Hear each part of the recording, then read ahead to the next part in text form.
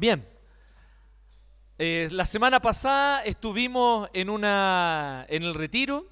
No sé si alguno de ustedes llegó aquí a las 11:30 y se encontró con que estaba cerrado, no lo sé, pero si le pasó eso, qué pena.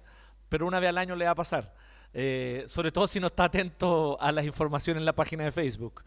Eh, así que, eh, pero, pero espero que no haya sido el caso de ninguno de ustedes, pero lo pasamos bien.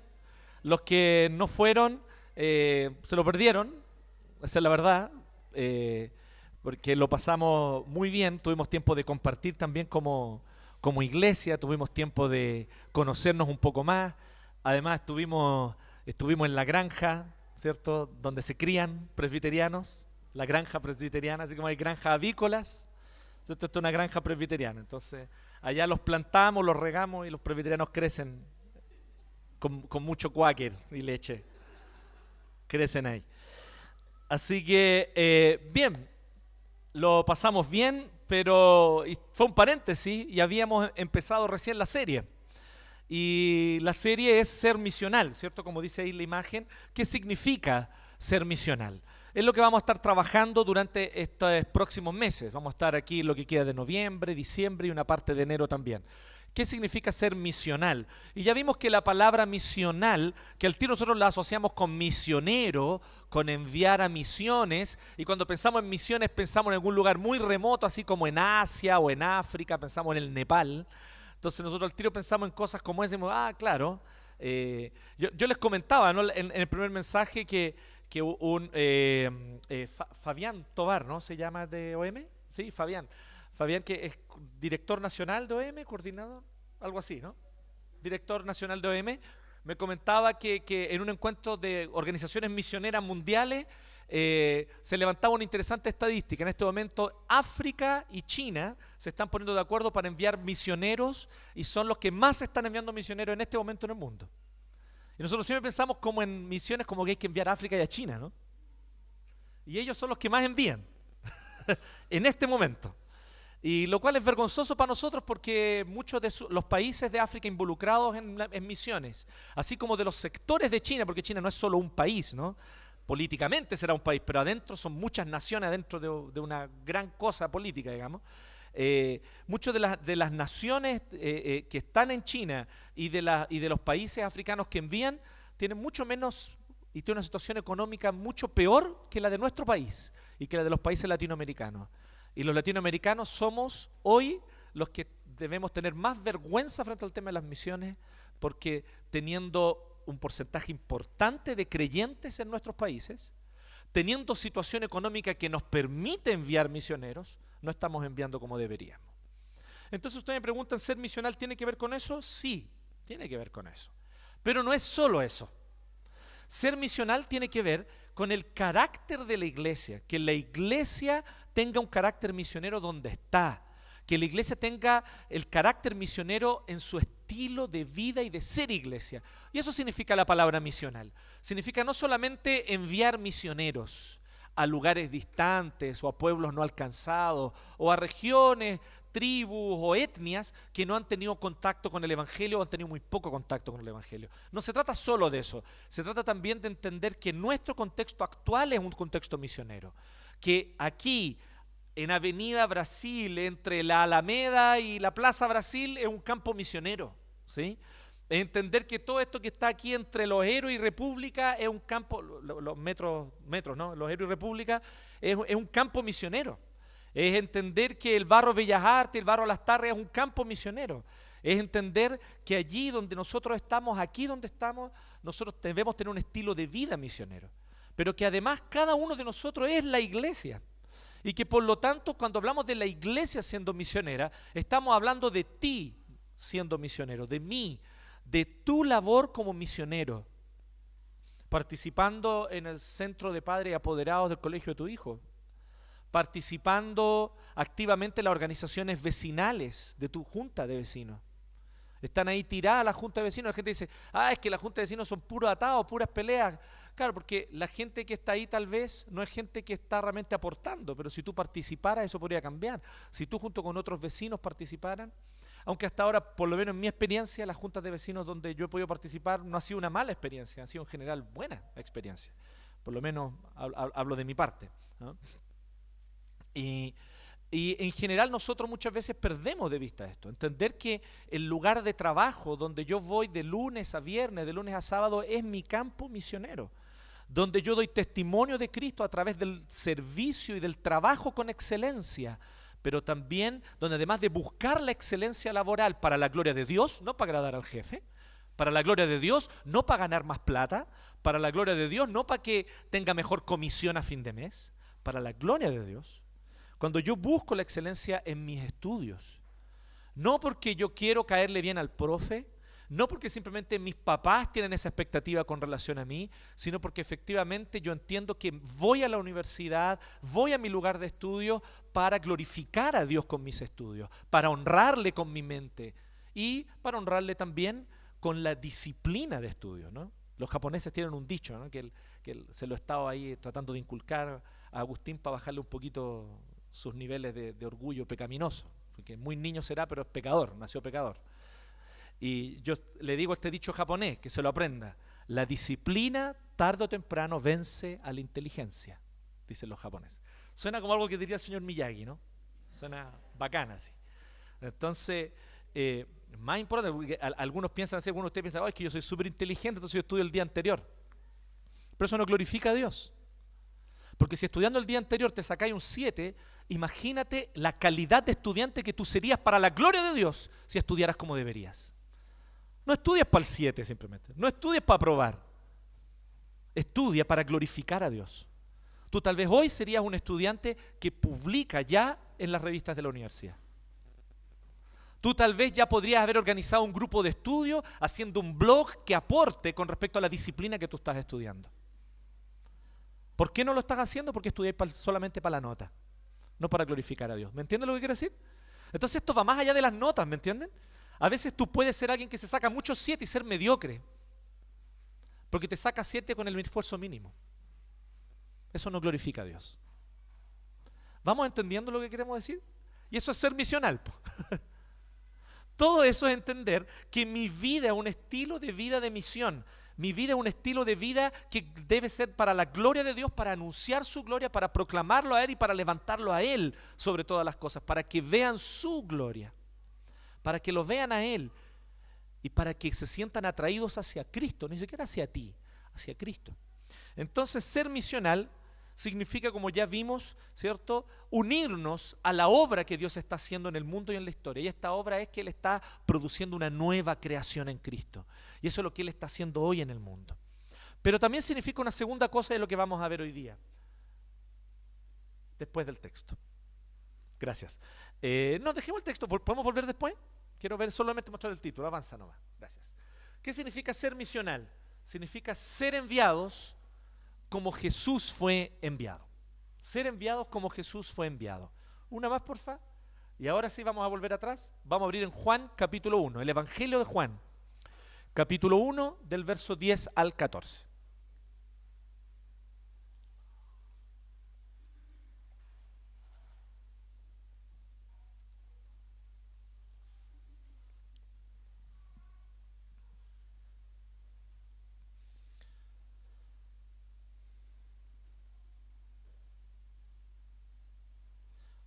Juan 1, del 10 al 14.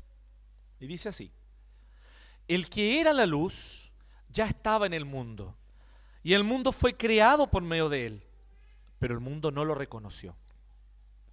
Vino a lo que era suyo, pero los suyos no lo recibieron. Mas a cuantos lo recibieron, a los que creen en su nombre, les dio el derecho de ser hijos de Dios. Estos no nacen de la sangre, ni por deseos naturales, ni por voluntad humana, sino que nacen de Dios. Y el Verbo se hizo hombre y habitó entre nosotros, y hemos contemplado su gloria, la gloria que corresponde al Hijo unigénito del Padre, lleno de gracia y de verdad. Bien, los invito a orar. Gracias te damos, Señor, porque estamos ante tu palabra. He aquí, Señor, tu revelación. Gracias porque esta es la palabra de Dios que tú revelaste a tus siervos del pasado, los inspiraste sobrenaturalmente y preservaste soberanamente para que esta palabra infalible llegara a nosotros hoy. Y hoy queremos conocerla, escudriñarla, estudiarla, profundizar en ella, sumergirnos en ella para ser edificados, Señor, por tus riquezas, ser confrontados también por tu palabra, ser guiados al arrepentimiento por tu Espíritu Santo y ser renovados en nuestra fe también por el poder de tu Espíritu Santo. En el nombre de Jesús oramos. Amén. Bien, ¿quiénes de los que estaban aquí fueron al retiro? Levanten su mano. Levántenla bien para que los demás se mueran de envidia. Eso, gracias. Entonces, qué maldad, ¿no? Entonces, en el retiro nosotros vimos una cosa. Dijimos que habían 3 elementos importantes en nuestro lema como iglesia. 3 frases. ¿Cuáles eran esas 3 frases? ¿Qué dice Villena? Ah, Villena la pillé. Di la primera aunque sea. Un corazón en el Padre. ¿Cuál es la segunda frase? Un pueblo en Cristo. Ya saltaron por aquí. ¿Y la tercera? Sóplale nomás. Una misión en el Espíritu. Está bien. Un corazón en el Padre, un pueblo en Cristo, una misión en el Espíritu. Son los 3 frases, los 3 lemas de la iglesia. Y trabajamos lo que era un corazón en el Padre, trabajamos lo que era un pueblo en Cristo. Pero una misión en el Espíritu solamente vimos una pincelada y dijimos, no vamos a ahondar mucho porque estamos en este momento en una serie que justamente vamos a estar abordando todo noviembre, diciembre y parte de enero. Esta tercera frase. Una misión en el Espíritu. ¿Qué significa ser misional? Vivir como estilo de vida en una misión en el Espíritu. ¿Por qué una misión en el Espíritu?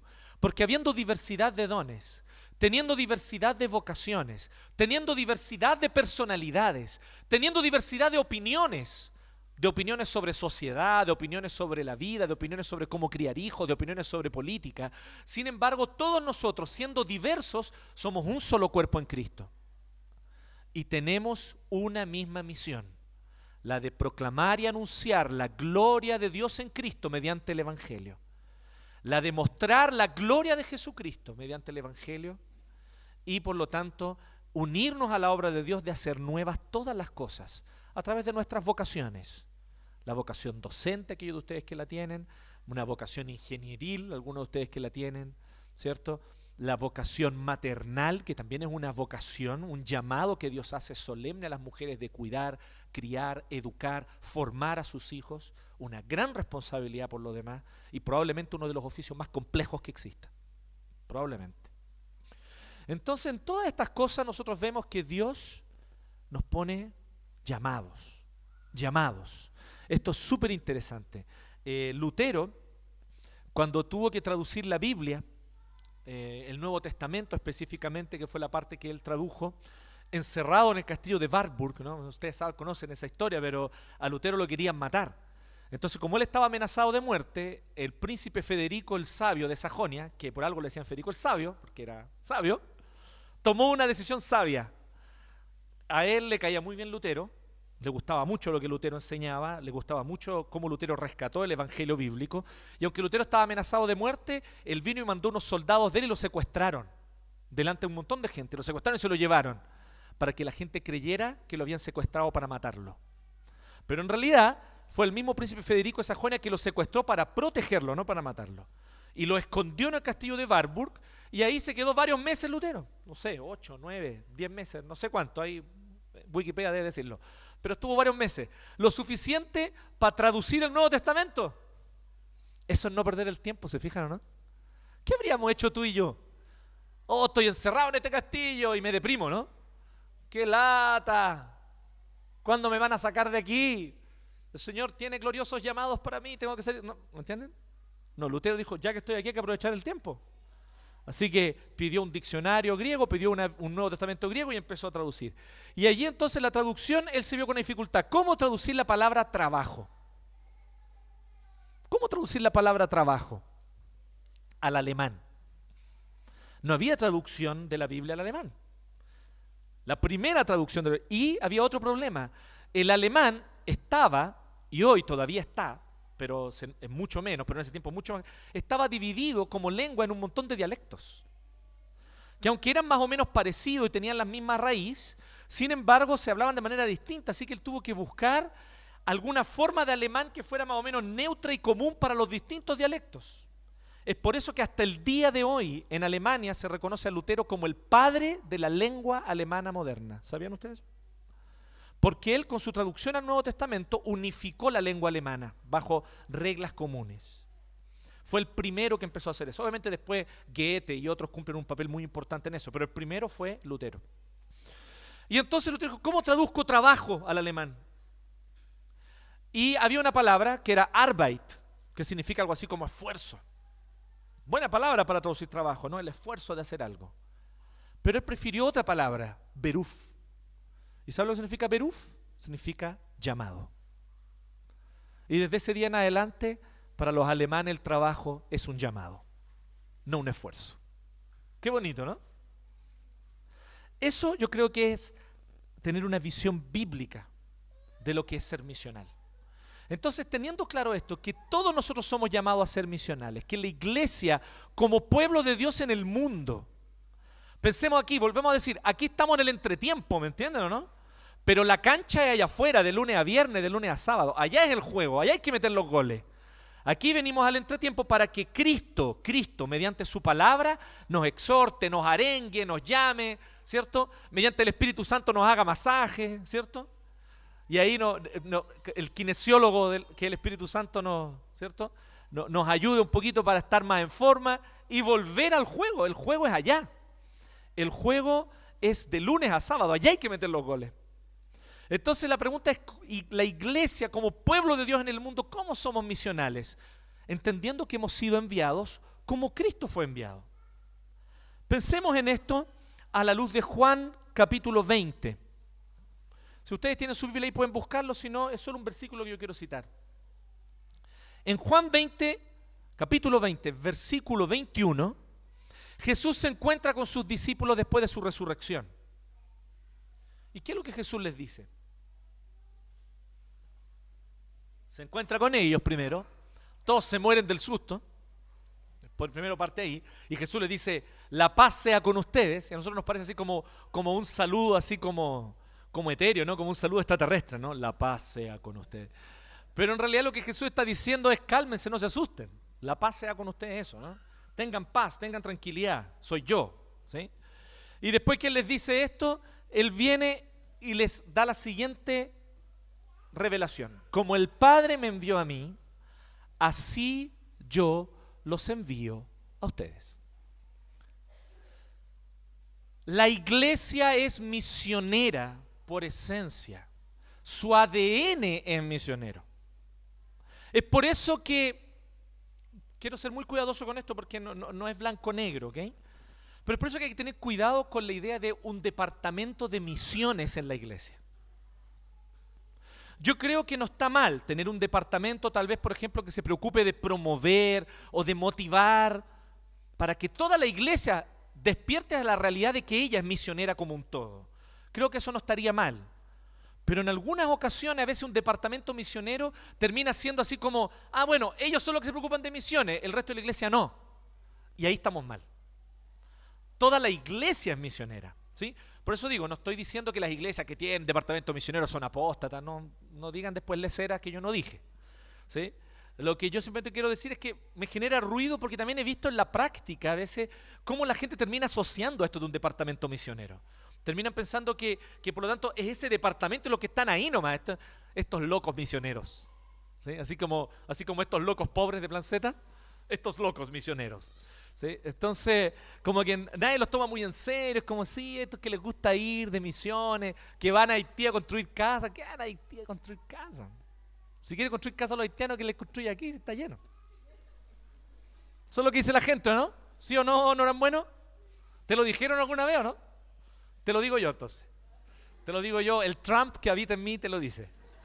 ¿Qué va a ir para allá? Constrúyele aquí por último. Entonces, si nosotros analizamos bien este asunto del departamento misionero, a veces puede ser una trampita. Si es bien entendido y bien encauzado, creo que puede ser bueno, ¿sí? Ahí cada iglesia obviamente toma su decisión y obviamente eso se respeta, pero me genera un poco de ruido por las experiencias que yo he visto al respecto. La iglesia tiene que entender que toda la iglesia es misionera. Nosotros tenemos que comprender que todo el tiempo estamos en misión. Nosotros debemos comprender que todo el tiempo nosotros estamos convocando, llamando a creer en Cristo, a arrepentirse de los pecados, a volver al Señor y a reencontrarse con Dios para reencontrar el propósito en la vida, que es vivir para su gloria. Entonces nosotros estamos todo el tiempo como iglesia haciendo esto. Pero si nuestro llamado es misionero, si nuestro ADN es misionero, ¿cómo llevamos a cabo la misión? ¿Cómo desarrollamos la misión? ¿Cómo se ve la misión en concreto? Y aquí ya hay un dato, hay un tip, un Jesus tip, porque Jesús mismo lo está dando. Como el Padre me envió a mí, así yo los envío a ustedes. ¿Alguna vez se burlaba de que nosotros inventamos nombres estúpidos para todo en esta iglesia? Nano iglesia, comunidad misional. Bueno, aquí está un Jesus tip. Vamos, desde ahora en adelante vamos a usar Jesus tip. Entonces, esto es como el Padre me envió así. Entonces tenemos que pensarnos, ¿cómo el Padre envió a Cristo? Pensemos en eso un poco. ¿Cómo fue el envío del Padre al Hijo? Lo vimos la semana pasada y tenemos que volver a esta verdad.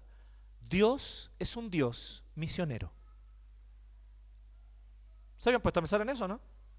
Él estaba cómodo en el cielo recibiendo toda la gloria de los ángeles, ¿sí o no? Toda la gloria de las supernovas, toda la gloria de los cuásars, ¿sí? Y él estaba allí y él viene y dice, voy a ir a salvar a estos pobres y tristes pecadores.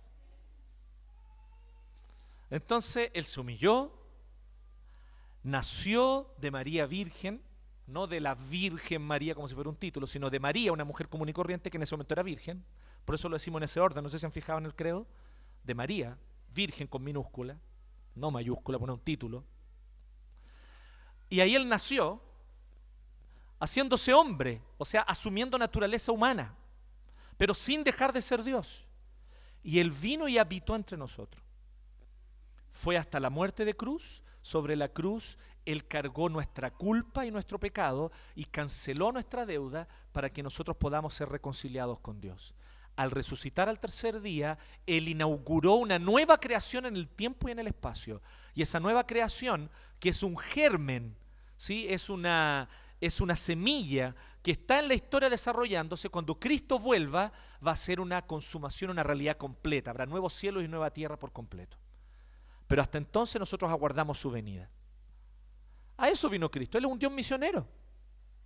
Él abandonó su comodidad para venir a buscar a los perdidos, ¿sí o no? Y el misionero que viajó más que nadie. Nadie tiene más kilómetros de misionero que Cristo. ¿Cierto? Él dejó el cielo para venir y humillarse. ¿Sí? Y él vino para entregar su vida. El misionero más radical es Cristo. No hay misionero más radical que Cristo, que vino justamente, su misión era derramar su sangre, morir por los pecadores. Entonces, no importa la historia de misionero más increíble y emotiva que hayas escuchado, ninguna se compara a la de Cristo, el más excelente y el más maravilloso de los misioneros. Nuestro Dios es un Dios misionero. El Padre es un Dios misionero porque Él envió al Hijo. Él se involucró diciendo, vamos entonces a salvar a los pecadores.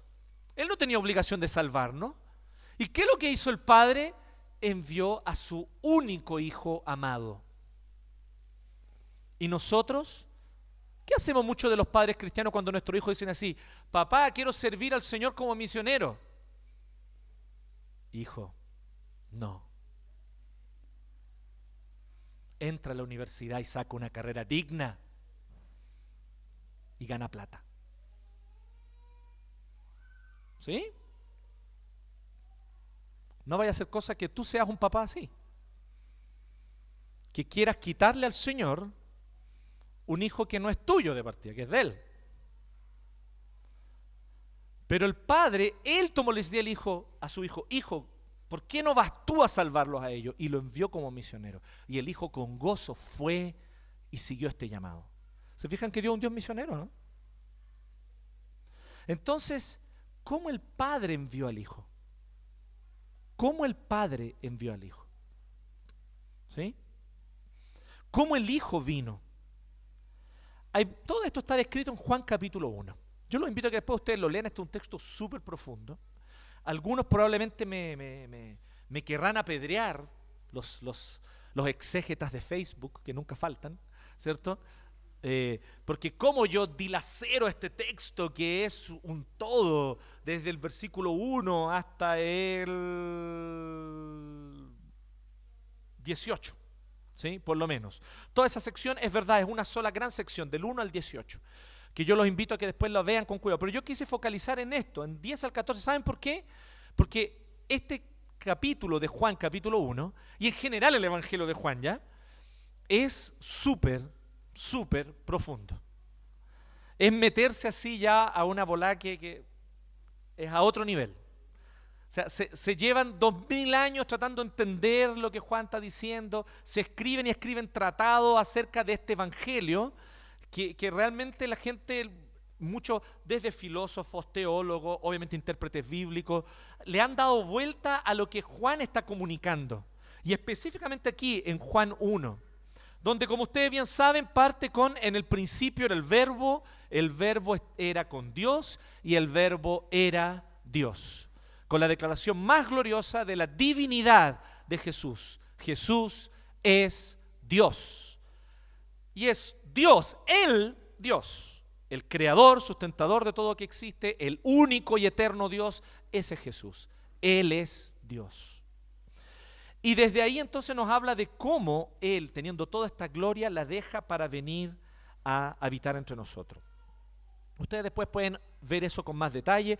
Los invito a leer Juan 1.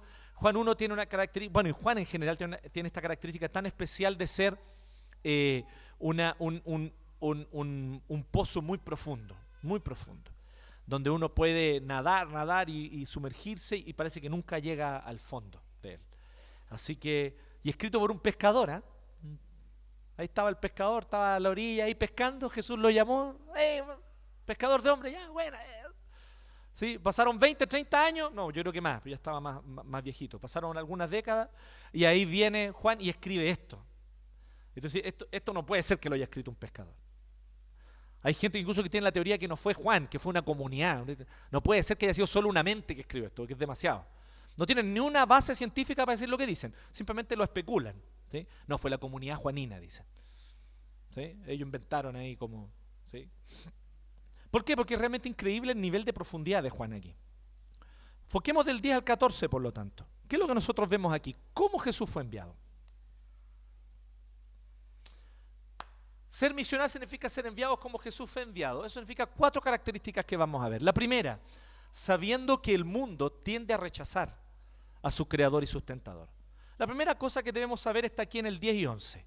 El que era la luz ya estaba en el mundo, y el mundo fue creado por medio de él. Miren esta paradoja. El mundo fue creado por medio de él, pero el mundo no lo reconoció. ¿Me cachan la idea o no? Es así, es tener al sol, lo estoy parafraseando, ¿no? Es tener al sol, y gracias al sol poder ver todas las cosas, pero negar la existencia del sol. ¿Me siguen la idea? Bueno, eso es un ateo, se los presento. ¿Sí? El tipo, gracias al sol, ve todo lo que ve, pero niega que el sol existe. Sin el sol no podría ver, pero niega la existencia del sol. Eso es lo que está diciendo. Él que era la luz, porque es la luz verdadera, la que alumbra a todo ser humano, dice aquí en el versículo 9, que es justo el anterior. Esa luz verdadera, la que alumbra a todo ser humano, venía a este mundo. Entonces, ¿qué significa ser la luz? Muchas cosas aquí están implicadas. Vuelvo a decir, aquí está la profundidad de Juan, ¿no? Que parece como que parece como estos monitos cuando le deshacen el chaleco de lana a los otros, ¿han cachado?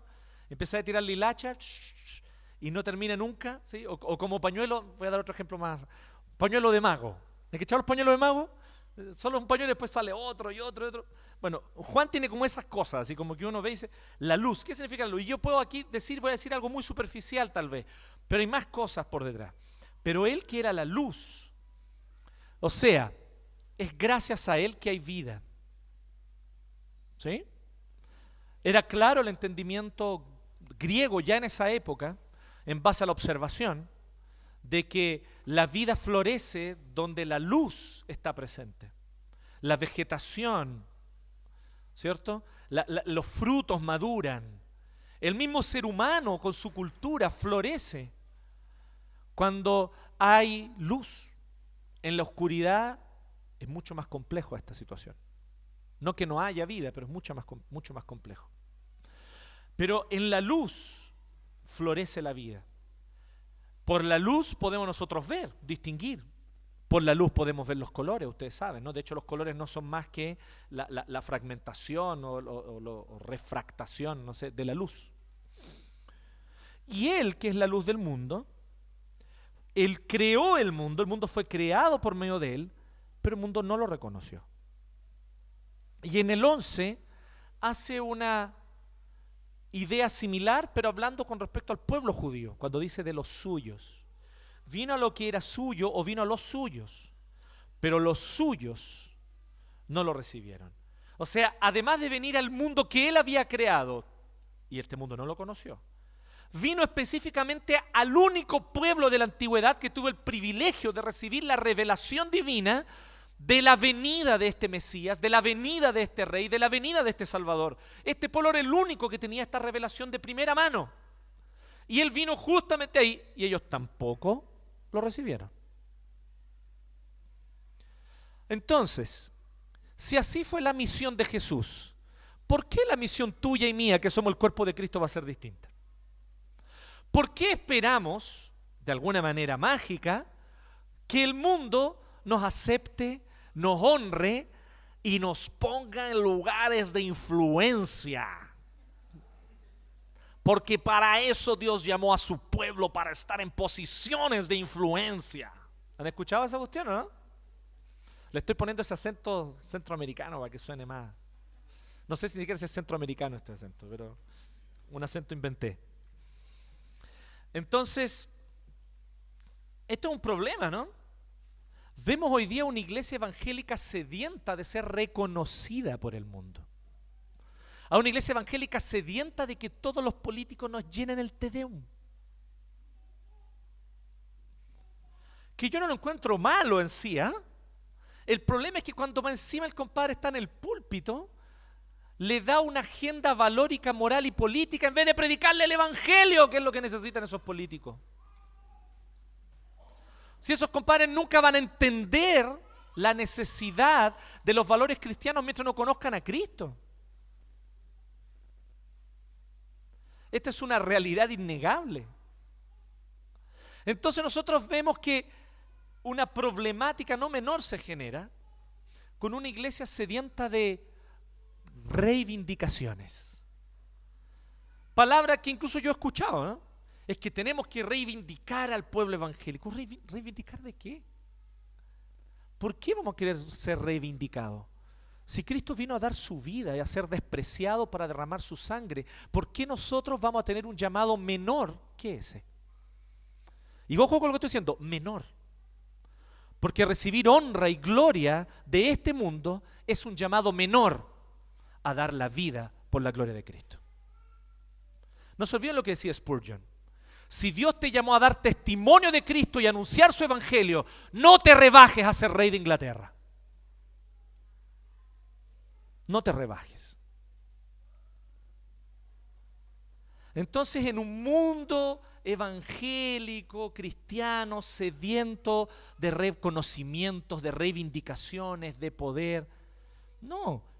Cristo, hermano, Cristo, Él es la luz de este mundo. Él es la verdadera luz. Nosotros solamente reflejamos su luz. Él es la fuente de luz.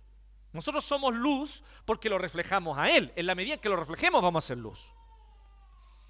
Entonces, si Él, que es la mismísima luz, fue rechazado por el mundo al cual Él ilumina, y aún así lo siguió iluminando con amor, misericordia y gracia, ¿por qué tú y yo vamos a pensar que nuestra misión es menos que eso? ¿Por qué vas a tu trabajo y esperas que todos tus compañeros y tus jefes te aplaudan por tu ética cristiana? Obvio que no lo van a hacer. A ellos les carga tu ética cristiana.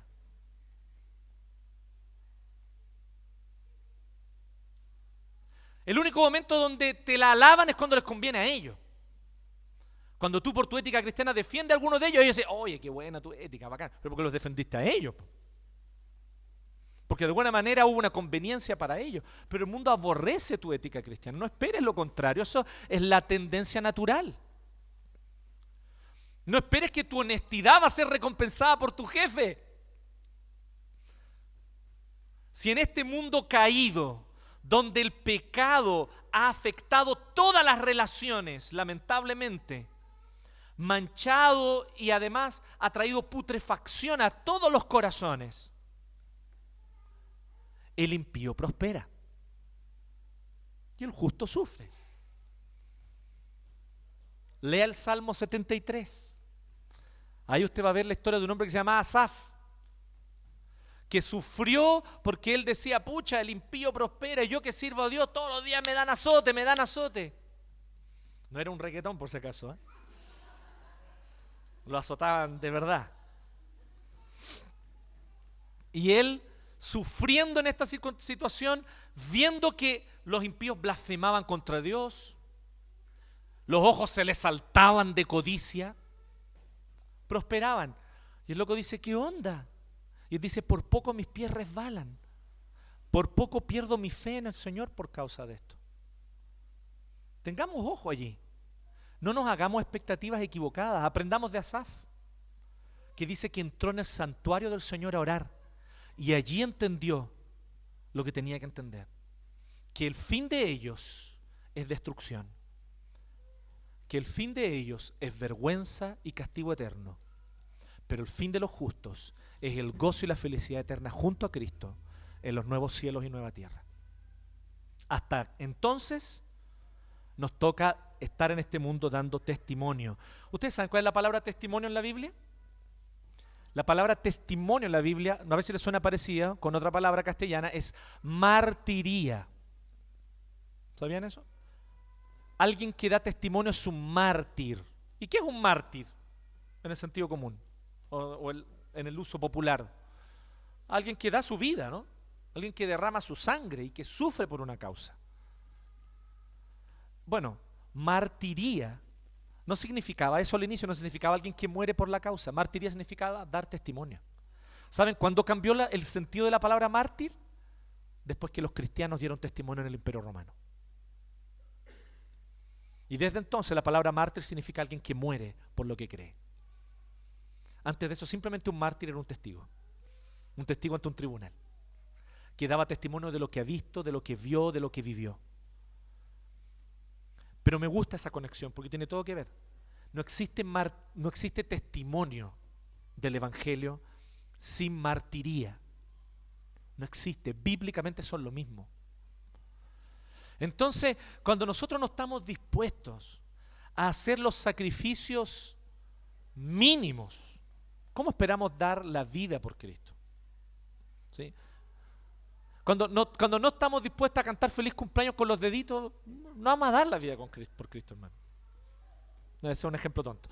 Pero si no estamos dispuestos nosotros a levantarnos temprano para servir al Señor en el día del Señor, ¿vamos a derramar la sangre por Él? Martiría. Muchos cristianos se preparan también para defender la fe. Algunos estudian, leen libros, estudian teología y se preparan y dicen así, para tener siempre la respuesta con la que voy a convencer. No. Está bien que te prepares, porque el apóstol Pedro dice que hay que estar listos para presentar defensa, pero mi objetivo es glorificar a Dios con esa defensa, no convencer. Si la persona va a ser convencida o no, eso corresponde al Espíritu Santo, no a mí. Yo doy testimonio. Tal vez la persona va a terminar convencida, tal vez no, pero yo doy testimonio. Entonces, sepamos y entendamos que el mundo tiende a rechazar a su creador y sustentador, y nosotros somos sus anunciadores, nosotros somos sus representantes, nosotros somos sus, palabra antigua, que es muy bonita por lo demás y que hay que recuperarla, heraldos, que no es solamente un nombre, ¿ya? Como Heraldo Muñoz, ¿no? ¿Qué es lo que es? ¿Canciller? No sé qué es lo que es. ¿Sí? Entonces, no, o sea, heraldo es alguien que anuncia, es alguien que representa a otro. Tú y yo somos heraldos de Cristo. Y el mundo tiende a rechazar a Cristo. ¿Por qué crees tú que te van a amar y te van a aceptar a ti? No, no te hagas expectativa. Pero en segundo lugar, gracias, dependemos del actuar sobrenatural de Dios. Y eso es lo que dice el verso 12 y 13. Miren cómo el verso 12 y 13 dice una cosa importante. Dice que el mundo tiende a rechazarlo. Dice que los suyos tienden a no recibirlo. Pero, y así parte el 12, con un pero, con un más sin acento gráfico, un más sin tilde, volvamos a las clases de castellano, ¿sí? Y el más sin tilde es pero, ¿de acuerdo? ¿No? El más con tilde es de adición. Cierre paréntesis. Entonces este más de pero dice, pero a cuántos lo recibieron, a los que creen en su nombre, les dio el derecho de ser hijos de Dios. Entonces dice que hay gente que sí lo recibe. No todos lo rechazan, aunque la tendencia del mundo es rechazarlo, algunos sí lo reciben. ¿Pero por qué lo reciben? ¿Es porque tu capacidad argumentativa al dar testimonio de Cristo es muy convincente? No. ¿Es porque estudiaste muchos libros de teología reformada y te aprendiste el Berkhof de memoria? Tampoco, porque nadie se aprende el Berkhof de memoria de partida. Bueno, probablemente haya alguien que se lo aprenda de memoria, pero debe ser un soberano imbécil que no tiene tiempo para nada más. La verdad es que nosotros, no es por eso que la gente se convence. Las personas creen en Cristo, reciben a Cristo, porque Dios los hace nacer de nuevo. Versículo 13 lo responde. Estos no nacen de la sangre, ni por deseos naturales, ni por voluntad humana, sino que nacen de Dios. Entonces aquí donde se genera la paradoja, ¿no? ¿No les gustan las paradojas a ustedes? Son lindas las paradojas. Aquí hay una paradoja muy linda. Vamos al mundo sabiendo que el mundo tiende a rechazarnos, a rechazar a nuestro Señor, a rechazar al Cristo que proclamamos. Esa es la tendencia natural del mundo y vamos con esa expectativa, pero también vamos con la esperanza de que habrán personas que Dios convertirá, que Dios hará nacer de nuevo y a quienes Dios cambiará su corazón. Entonces vamos con confianza. Y aquí se me genera un conflicto que quiero compartir con ustedes, para que lo reflexionen, para que lo pensemos sin mala onda, porfa, así, de verdad, con mucho amor y cariño, porque son muchos hermanos nuestros, verdaderos hermanos, que piensan lamentablemente esto. Piensan que Dios es soberano sobre todo, menos la voluntad humana. Hay gente que piensa eso. Gente que yo quiero mucho y que respeto y siempre voy a respetar, pero con los cuales estoy en desacuerdo en ese aspecto, estoy muy desacuerdo porque su visión no es bíblica. Entonces ellos dicen así, es que Dios soberanamente decidió no intervenir en la voluntad humana.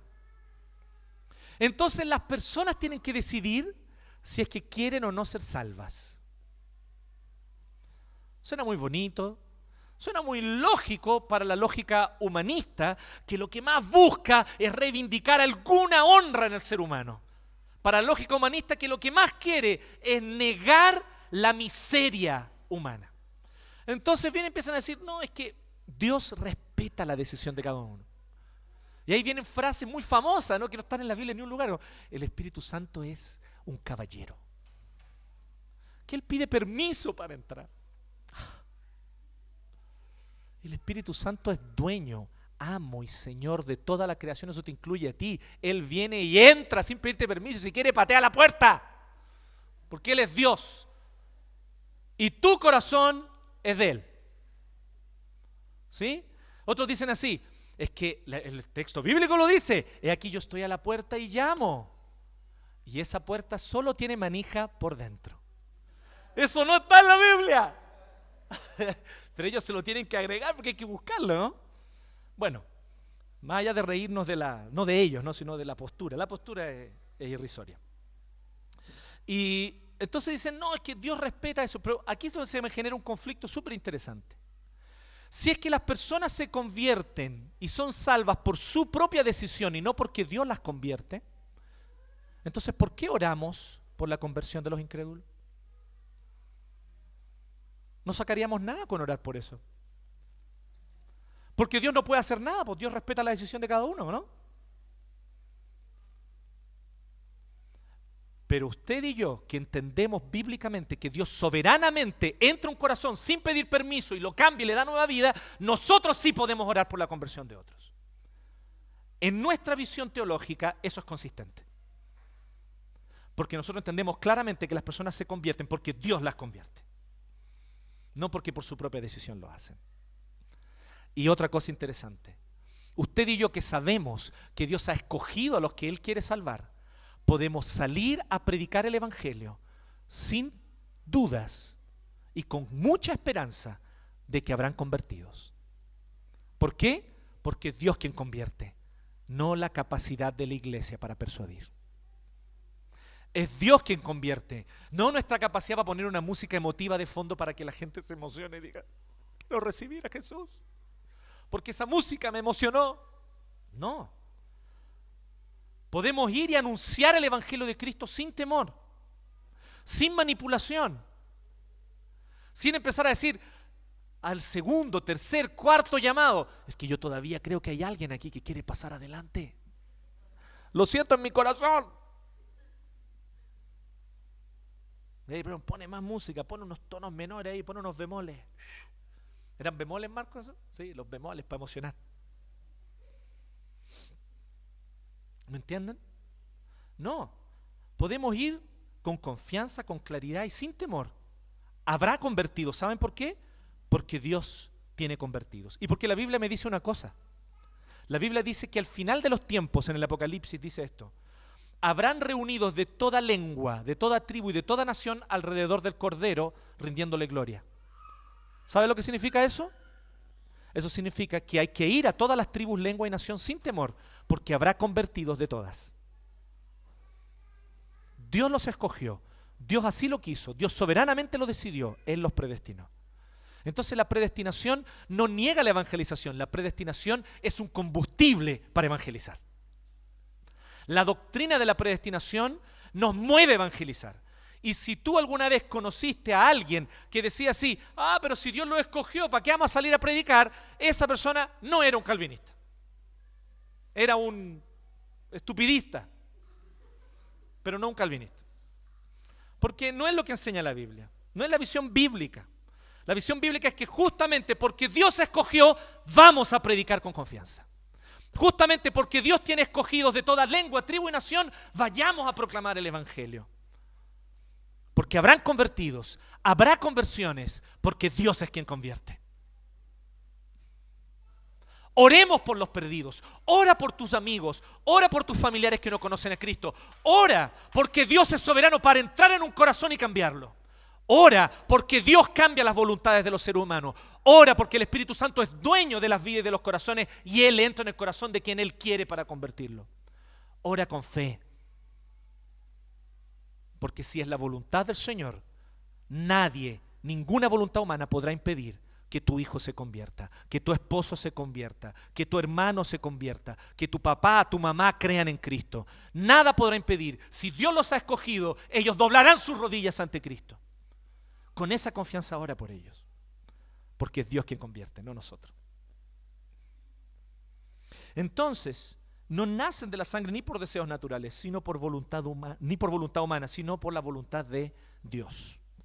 Entonces, dependiendo del actuar sobrenatural de Dios. En tercer lugar, y aquí viene el 14. El 14 es uno de mis versículos, que eso no importa en absoluto, solo lo estoy comentando, es uno de mis versículos favoritos. Pero da lo mismo porque toda la Biblia es inspirada por Dios. Pero en Juan 1:14 hay una riqueza así ya maravillosa, que a mí me gusta mucho este versículo. Dice que el verbo se hizo carne, literalmente, ¿sí? Tomó forma humana. Y no solo forma, Él asumió la naturaleza humana. Es por eso que que Cristo tiene esta característica, para hacerlo más claro. Cristo es Dios, verdadero Dios, 100% Dios, pero también es hombre, verdadero hombre, 100% hombre. ¿Sí? Hombre como era Adán antes de la caída, sin estar afectado por el pecado, que se entienda. Porque hoy día para nosotros la realidad es que ser hombre es ser pecador, ¿no? Pero antes de la caída, cuando Adán fue creado, antes de que comieran del fruto, no era así. Él era un hombre, 100% hombre, pero sin pecado. Bueno, así es Cristo. Cristo, hombre, 100% hombre, sin pecado.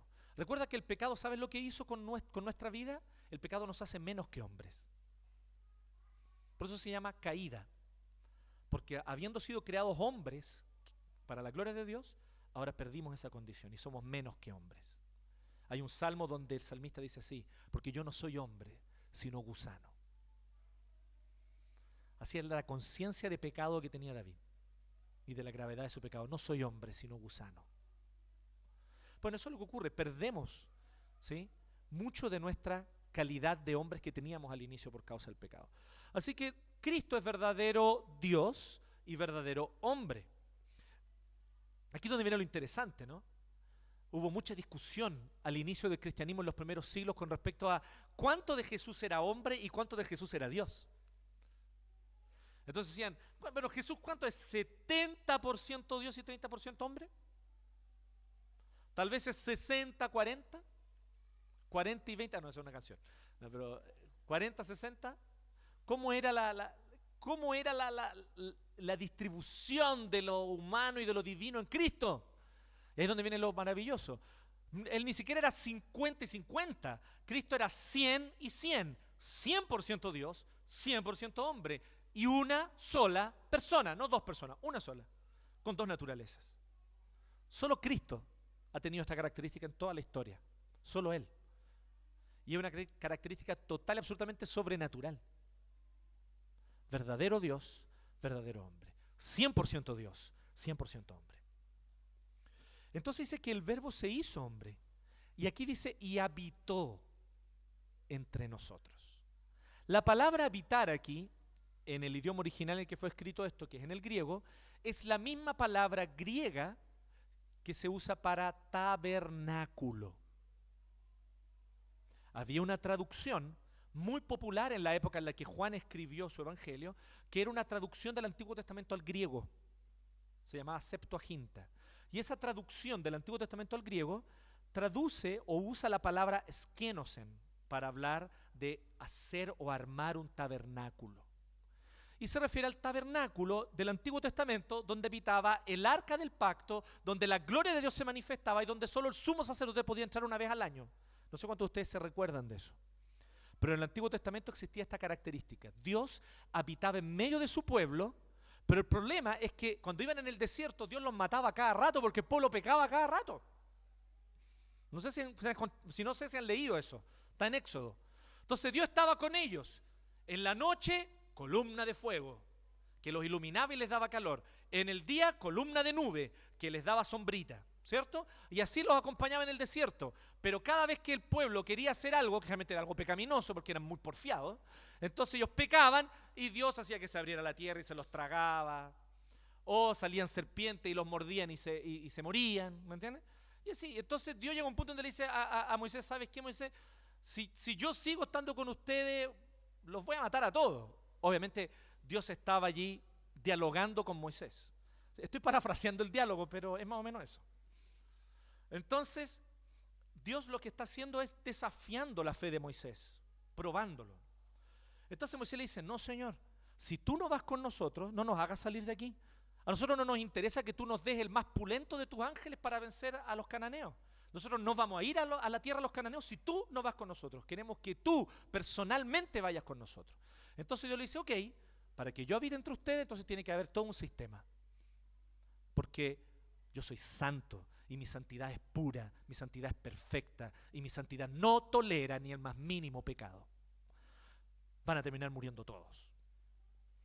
Así que hagamos algo. Yo voy a habitar dentro de un tabernáculo.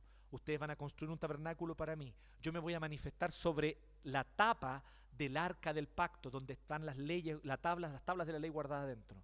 Y ese lugar va a ser el lugar más íntimo y cerrado dentro de ese tabernáculo. Y solo el sumo sacerdote, una vez al año, va a poder entrar allí para ofrecer sacrificio.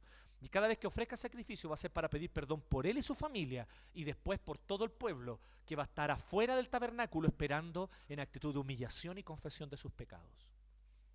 Y además, cada persona, cada vez que peque, va a tener que traer un sacrificio. Puede ser una paloma, puede ser un cordero, puede ser un buey, según su capacidad económica. Pero va a traer un sacrificio, y ese sacrificio va a ser derramado en el altar afuera del tabernáculo, y esa sangre va a ser aspergida dentro del tabernáculo. Y de esta manera entonces, siempre un inocente va a morir y ser sacrificado, ya sea una paloma, un cordero, un buey. Van a ser sacrificados por el pecado del pecador. Y de esa manera entonces, yo voy a poder habitar con ustedes sin estarlos matando a cada rato. Y fue así como a Dios se le ocurrió la genial solución de un tabernáculo. ¿Me siguen hasta acá la idea? Bueno, esto es lo que está diciendo aquí. Dice que Jesús hizo su tabernáculo entre nosotros. La palabra tiene un peso teológico muy fuerte para un judío. Porque yo sé lo que, yo entiendo que es importante no exagerar esto, ¿no? Juan era un pescador. Sí, sin duda, era un pescador, no era un hombre erudito. Pero Juan era un judío, y todo judío, por muy pescador o artesano que fuera, sabía leer y conocía la Torá. Conocía la ley del Antiguo Testamento, que es la Torá. Todo judío. En este sentido, probablemente el pueblo judío debe haber sido de los pueblos más instruidos de la antigüedad, porque hasta los más pobres sabían leer. Entonces, Juan, como buen judío, sabía esto. Él sabía el significado del tabernáculo. Él creció escuchando estas historias, ¿no? Esto es lo maravilloso de ser creyente, de ser creyentes bíblicos, que uno crece con historias de terror en la cama antes de dormir, ¿no? Y bueno, y ahí el Señor envió serpientes que los mató a todos, ¿cierto? Entonces no es extraño. Nosotros estábamos preocupados porque nuestros hijos tenían como pesadillas muy seguidos. Después nos dimos cuenta que por las historias bíblicas que les contábamos, obviamente, ¿sí? Probablemente soñaban con gigantes que los querían matar, o serpientes que los iban a morder por su pecado, ¿no? Entonces eso es más o menos normal. Eso es ser criado cristiano, es eso. Y él creció, Juan creció conociendo la historia del tabernáculo, sabiendo que Dios habitaba en medio del pueblo, y que por allí, por el tabernáculo, a través de todo el sistema sacerdotal de entrega de sacrificios, de sacerdotes con una vestimenta especial que entregaban el sacrificio, que derramaban la sangre adentro del tabernáculo, del sumo sacerdote que una vez al año entraba a la parte más íntima del tabernáculo para derramar sangre, aspergir sangre sobre el arca del pacto. Con todo esto era posible que Dios y el pueblo tuvieran una relación, porque Dios amaba a su pueblo. Pero Dios es santo, y en su santidad el pecado, delante de su santidad el pecado no puede prevalecer. Entonces Él creó todo este sistema sacerdotal y de sacrificios y de derramamiento de sangre, para que a partir del derramamiento de sangre del inocente animal pudiera haber perdón para el pecador y una comunión, por lo tanto, del pecador con el Dios santo. ¿Saben lo que está diciendo Juan aquí? Que Cristo es ese tabernáculo. Que Cristo es todo el sistema sacerdotal, es Cristo. Que todos los sacrificios, palomas, corderos, bueyes cuya sangre fue derramada, son Cristo. Todos ellos eran sombras oscuras que preanunciaban y prefiguraban a Jesucristo. Él es el sumo sacerdote que elimina a todos los sumos sacerdotes de ahí en adelante. Él es el tabernáculo y el templo por excelencia. Desde que Jesucristo derramó su sangre y entregó su cuerpo sobre la cruz y murió allí, Él entonces mató la necesidad de tener un templo. Él es el sacrificio perfecto, el sumo sacerdote perfecto, el templo perfecto, el tabernáculo perfecto. Jesucristo es por medio de quien podemos tener comunión con un Dios santo. Si no fuera por Cristo, este Dios santo nos habría consumido hace rato. ¿Entendemos esto? ¿Entendemos la seriedad de la santidad de Dios? ¿Entiendes tú que esta mañana abriste los ojos y entró luz a tus ojos? Y que eso es gracia, que no la mereces. ¿Entiendes que respiras aire que no lo mereces? Porque tu pecado te condena. Pero Dios, a través de Jesucristo, proveyó el sacrificio perfecto para que tú pudieras ser un receptor de la gracia. Con mayor razón es gracia recibir la salvación. ¿Se fijan lo gravísimo que es, por lo tanto, decir que somos salvos porque nosotros decidimos serlo? Es negar la gracia. Es al fondo y en el último momento dejar la salvación a mi propia responsabilidad. Yo soy salvo porque yo tuve la capacidad de decidir. Entonces ya no es gracia. Ya no es gracia. Y la gracia es gracia absoluta, por completo, total. Por lo tanto, habitamos en el mundo con el fin de mostrar la gloria de Dios como Cristo habitó en el mundo. ¿Cómo Cristo habitó? ¿Cristo nació dónde? Nació en Galilea, ¿no? No en Galilea, perdón. Nació en Belén, que no es Galilea, en Judea. Pero él nació en la región de Palestina. ¿En qué siglo? Siglo I. ¿Bajo qué contexto? La dominación del Imperio Romano sobre esas regiones. ¿Con qué tipo de sacerdotes? Bueno, con toda la casta sacerdotal que estaba allí. Él nació judío. ¿Y saben cómo se vestía Jesús? Como judío. Él nació en el siglo I. ¿Y saben cómo se vestía Jesús? Como alguien del siglo I. Él fue a una boda. ¿Sí? ¿A qué fue a la boda? Porque a hacer el milagro él no había ido inicialmente. Fue porque su mamá le insistió que hiciera el milagro y él terminó haciéndolo. Está ahí en Juan 2, para que vean que las mamás pueden ser insistentes. Entonces, ¿qué ocurre ahí? ¿Qué es lo que nosotros vemos en Jesús? Vemos en Jesús que lo invitan a una boda y va. Un intérprete bíblico decía, obviamente que no necesita ni siquiera decir el texto bíblico que Jesús danzó en esa boda. Porque obvio que lo hizo. Si él es un judío en una boda, ¿qué judío en una boda no baila? ¿Me van siguiendo la idea o no? Y esta familia que se casaba, probablemente una familia de no muchos recursos económicos, se les acabó el vino temprano. Bueno, multipliquemos el vino. ¿Ustedes ven lo humano que es Jesús? ¿Ustedes ven cómo Jesús vivió su cultura? ¿Ustedes se fijan que Jesús no era como un monje raro que vivía aparte? De hecho, era todo lo contrario, ¿no? Y lo que le cargaba a los fariseos era eso, porque los fariseos tienen ese concepto de santidad. No nos mezclamos con los pecadores. No, no te sientes con esa mujer que es una adúltera. No te sientes con ese hombre que es un cobrador de impuestos para el imperio romano, para el imperio, para los imperialistas. Maldito que se ha enriquecido ilícitamente. Pues Jesús se sentaba con él. Es más, Jesús se autoinvitaba a la casa del loco, ¿no? ¿Sí o no? Él sabía que Zaqueo tenía lucas y le dijo, Zaqueo, yo con todos los discípulos vamos a tu casa hoy día. Prepara un buen asado que sabemos que tenéis plata. Maravilloso Jesús, ¿no? Lo interesante es que Jesús vivió su cultura. Él no hablaba otro idioma raro, ¿me entienden? Él no era un señor Spock, sin sentimientos. Cuando él va a la tumba de Lázaro, su amigo, él sabe que lo va a resucitar. Él sabe, pero igual llora. Porque se duele, porque le duele ver la consecuencia terrible del pecado sobre la humanidad. Le duele ver la muerte. Entonces, ¿qué es lo que nosotros vemos? ¿Cómo debemos nosotros cumplir nuestra misión? ¿Qué es ser santos? ¿Tú sabes lo que es ser santo? Ser santo no es andar con sandalias de cuero. ¿Con qué asociamos la santidad, no? Sandalias de cuero, ropas de trapo, voto de pobreza, abstenerse de los placeres, ¿no? Ay, que me encantan los asados, por eso no voy. ¿Me entienden? Hay que abstenerse de los placeres. Sí, no, yo dejé de ver el mundo de Gumball porque me daba mucha risa. ¿Han visto el mundo de Gumball? Bueno, véanlo. Es un tip para ustedes, pero no es un Jesus tip. Este es un pastor tip, que es inferior. Entonces, ¿Cómo es la santidad? ¿Cuál es el concepto de santidad bíblico? Santidad, ¿sabes lo que es? Es levantarte el lunes a trabajar. No es sacarte el pillo con decir, no voy a trabajar, es porque estoy orando. No, es levantarte el lunes y responsablemente cumplir con tu trabajo.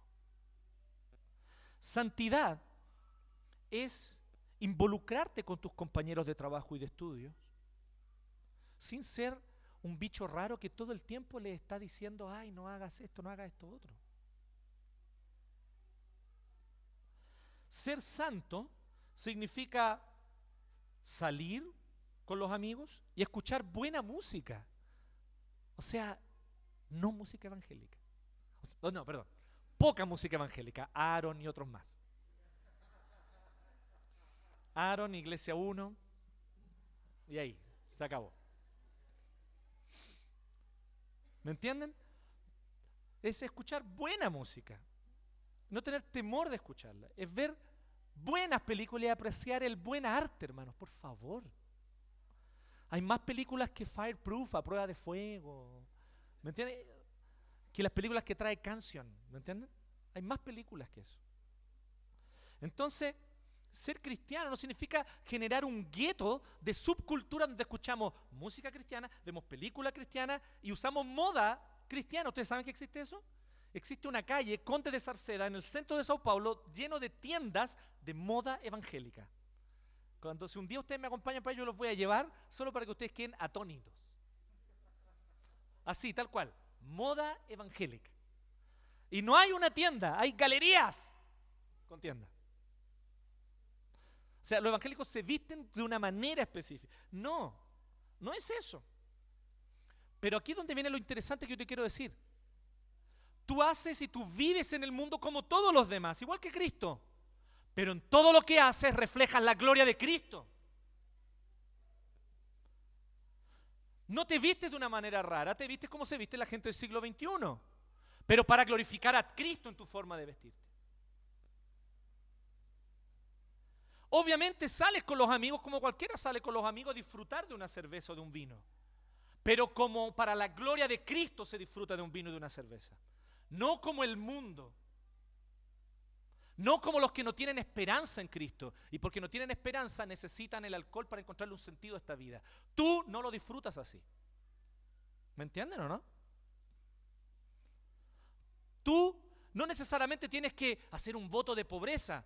Tal vez tienes el privilegio de tener un buen trabajo y Dios te prospera en tu trabajo. Tal vez empiezas una empresa y Dios prospera tu empresa. Como John Piper decía, no es pecado ganar mucho dinero. El pecado es desear ganar mucho dinero. Piensen en esto, es profundo. Y es bíblico. No es pecado ganar mucho dinero, el pecado es desear ganar mucho dinero. Pero cuando tú usas tu dinero, ¿en qué lo usas? No solamente te estoy diciendo, doy el 10% y listo, hago con el otro 90% lo que quiero. No, tu otro 90% úsalo para la gloria de Dios. Adminístralo sabiamente para que Dios sea glorificado. Usa tu dinero de tal modo que la gente pueda ver que tu Dios no es el dinero, sino el Señor. Entonces es habitar en el mundo, pero para que vean la gloria de Dios en ti. Así es como Cristo fue enviado, ¿no? Habitó entre nosotros y ¿qué hicimos? Dice Juan. Y vimos su gloria. Y vimos su gloria. Gloria, y esto es lo último, como del unigénito del Padre. Y esto último, brevemente solamente, es parte del mismo versículo 14. Si Cristo, por lo tanto, es el cumplimiento del tabernáculo, la gloria que corresponde al Hijo unigénito, ¿lleno de qué? De gracia y de verdad. Yo no te estoy diciendo que seáis grave. Te vuelvo a decir, tú eres parte de este mundo y de esta cultura, sé parte de ella, pero que en todo lo que tú uses del mundo, Dios sea glorificado. La clave y la distinción de los creyentes a lo largo de la historia ha sido esta, que usan del mundo sabiendo y mostrando que no son del mundo. Es una característica de los cristianos, a lo largo de la historia, de hecho. Incluso ha sido objeto de estudio de sociólogos. Por ejemplo, cuando Max Weber estudió la ética protestante, Él decía que los protestantes tenían una característica muy interesante, que ellos podían hacer uso de todo lo del mundo y desarrollar sus industrias y sus negocios, pero vivir con un estilo de vida sencillo, a pesar de ganar mucho dinero, porque ellos sabían que su lugar no era este mundo. Tremendo, ¿no? Y ahí Max Weber analiza todo un periodo histórico en Europa donde los protestantes tuvieron una fuerte influencia, justamente por causa de su ética. ¿Cómo nosotros estamos viviendo en el mundo? ¿Para nosotros también el consumo es un Dios? Entonces no estamos reflejando la gloria de Cristo en el uso de nuestros bienes. Reflejar la gloria de Cristo es mostrar que Él es glorioso, pero anunciar su gracia y su verdad, es anunciar el Evangelio. La gloria que corresponde al Hijo unigénito del Padre, lleno de gracia y de verdad, dice la segunda parte del verso 14. Lleno de gracia y de verdad. Cristo, donde iba, mostraba la gracia y la verdad del Evangelio, porque Él mismo es el Evangelio. Entonces a nosotros, ¿qué nos corresponde? No mostrarnos a nosotros mismos, porque nosotros no somos el Evangelio. Nos corresponde mostrar a Cristo, porque Él es el Evangelio. Apuntar hacia Jesús, apuntar hacia su obra en la cruz, apuntar hacia su muerte y resurrección, mostrar que Él, a través de su muerte y resurrección, nos trajo salvación. Entonces, anunciando la gloria de Dios en el Evangelio. Así Jesús fue enviado. Así tú y yo somos enviados. No sé si queda claro esto. Si consideramos, por lo tanto, el cómo hemos sido enviados a este mundo, tengamos entonces en consideración esto. Estas 4 características son mi estilo de vida en el mundo. Y yo te vuelvo a decir, es fácil ser cristianos aquí, pero aquí estamos en el entretiempo, chicos. El partido es allá afuera. Mañana lunes, sé un santo en tu trabajo. Sí, hay santos con camisa y corbata atendiendo en los bancos. No solamente son santos los monjes que están en un monte meditando. Hay santos que trabajan en sus pegas, llegan a la hora y cumplen su labor.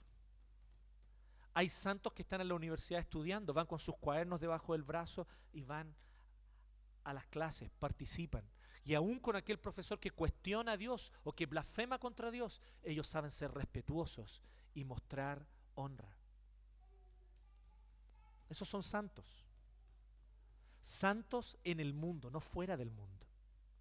Hay santos que salen con sus amigos después de la clase, después del trabajo, y van y disfrutan una cerveza y conversan bien.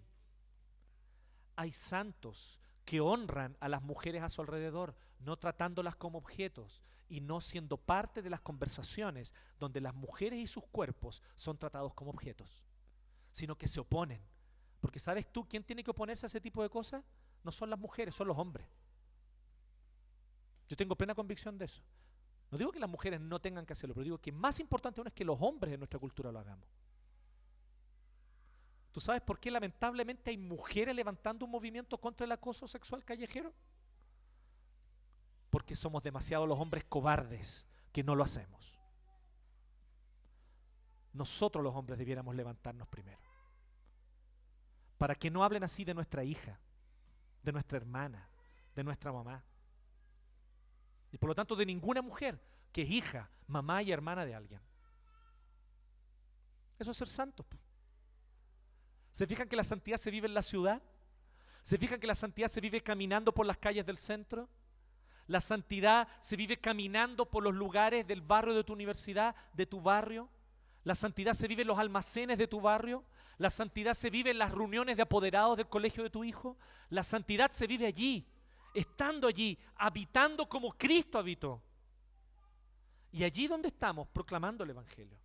Entonces considera estas 4 características que acabamos de hablar. Y en esta hora te invito a orar. ¿Hay algo de lo que debes arrepentirte? ¿Hay algo que has hecho mal? ¿Hay algo que has hecho todo lo contrario? O tal vez hay algo que debiste haber hecho y no has hecho. También es motivo de arrepentimiento. Volvamos al Señor en esta hora, en oración, y arrepintámonos delante de Él. Los invito a orar. Tengamos un tiempo de oración. Y allí donde tú estás, considerando estas 4 características, te invito a buscar al Señor, a arrepentirte, pedir perdón